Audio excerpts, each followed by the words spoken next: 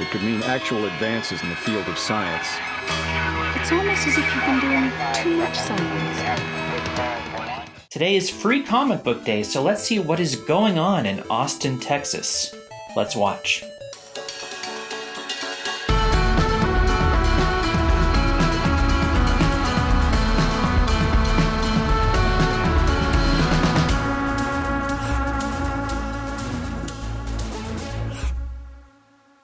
This year, I'm going to visit Austin Books and Comics, King's Cache, Dragon's Lair, and Rogue's Gallery. And we're going to end the day by watching Doctor Strange in the Multiverse of Madness. Stick around to the end to check out today's haul. Let's go. I just got a new car, so I'm happy to try that out.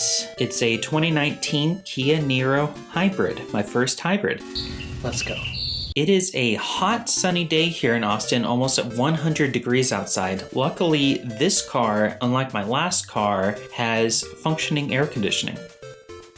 The first stop is Austin Books and Comics. This was my first time here. A commenter from last year's Free Comic Book Day video told me I had to check this shop out, so here I am. And it's difficult to miss because they have this huge inflatable Spider-Man outside. I don't know if it's just for Free Comic Book Day or if they have this out year-round. They still require masks here, and I was surprised to see how dense this shop is. It's big for a comic book store, but yeah, it's also just packed with all sorts of cool stuff. This place was bumping. I could tell that this was the place to be for comic book fans. It was cool to see they also have video game books like this one I found for The Legend of Zelda. I'm not trying to blow my budget on literally the first book I pick up. I'll show you a little walkthrough of this place so you can get a sense of its size. I feel like you can get lost in here. So I love finding random old comics about aliens and ghosts and stuff, and they had one here from 1967 that was in really good condition. They also had this awesome wall of comics based on classic cartoons. I love these old Disney comics, and these all look really well preserved too. The only question is, do I want them more than aliens? I'm not into collecting action figures, but if you are, they have this section of their shop dedicated to this kind of collectible. I couldn't find the free comics, but they informed me that they have them outside and around the corner. They had this whole other warehouse type building with all these free comics laid out. Everyone was allowed to grab 10 and they bagged them for you at the door. They had them divided out by age group, but I'm not above getting comics meant for 5-year-olds.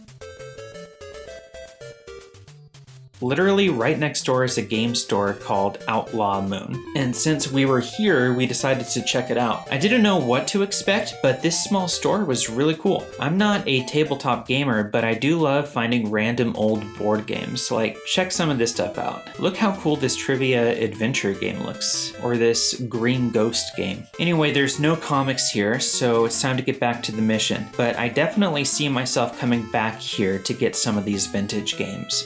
So before we hit up the next comic book shop, we decided to make a pit stop at Spokesman to load up on coffee. It was our first time here, and the place looks like a super hip, trendy coffee place. I mean, they even have a DJ. I just thought the art covering the walls was super neat. It wraps all the way upstairs even. I was surprised that once we grabbed our seats, we had windows that overlooked a rock climbing area. I had no idea anything like this was here. I'll definitely have to come back later to check this place out for sure. Alright, next up is King's Cache. It's just 2 miles down the road. When I pulled up, I didn't immediately know where it was. It's not in a retail store area. Instead, it's in one of those clusters of buildings for specialty doctors and medical stuff. But I saw a tent with a bunch of people, and where there are tents, there are comics. Or at least pop figures. Apparently, there is a pop swap going on. But inside there were some comics and also more pop figures. This place had all their free comics inside and allowed 5 comics per person. I got the sense that this is a newish shop. It's a very small store, but the owners are super friendly people who you can tell care about their customers and are just very helpful. That's one thing I love about comic book stores. Actually, their owners are typically people who are super passionate about comics and are following their dreams, and that definitely seems to be the case here. The next stop is Dragon's Lair Comics and Fantasy, which is just another 2 miles down the road. I came here last year and I was blown away by how big this store is. It looks like this year they took it to the next level by setting up a moon bounce outside. Alright, let's go in and see if it's as big as I remember.